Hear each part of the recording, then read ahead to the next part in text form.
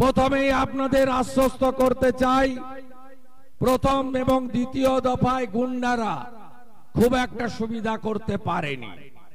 দিনহাটার উদয়ন গুহ বলুন, চোপড়ার হামিদুর রহমান বলুন, বা গোয়ালপুকুরের গোলাম রব্বানি বলুন, খুব একটা সুবিধা করতে পারেনি।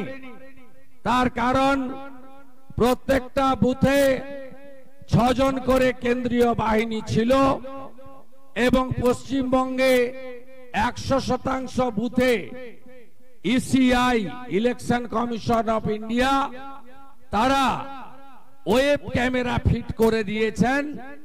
মনিটরিং দিল্লি থেকে হচ্ছে, তাই বুথের ভিতরটা সম্পূর্ণভাবে সুরক্ষিত। প্রথম দফায় গ্রামে পাড়ায় গিয়ে ভয় দেখিয়েছে।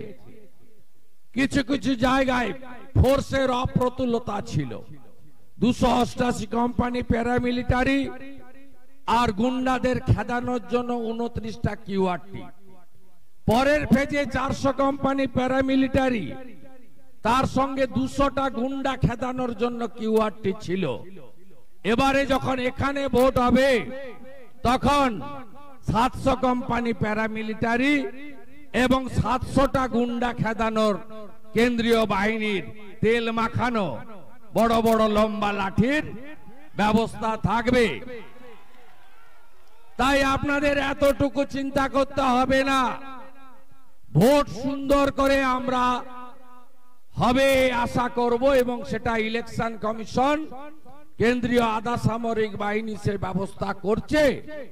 তাই নির্লজ্জ দোকান কাটা তৃণমূল কংগ্রেস আইপ্যাকের বুদ্ধিতে প্রথম দফায় সন্ধ্যাবেলা 3 জায়গায় মিছিল বের করেছিল। বিসর্জনের মিছিল বের করেছিল প্রথম দিন, দ্বিতীয় দফার পরে আর মিছিল নাই। বুঝেছে খাচ্ছে না লোক এগুলো। তাই আপনারা নিশ্চিন্ত থাকুন, এই নির্বাচন নরেন্দ্র মোদীজি পরিবারবাদের বিরুদ্ধে, তুষ্টিকরণের বিরুদ্ধে এবং সীমাহীন দুর্নীতির বিরুদ্ধে তিনি এই নির্বাচন করতে চান।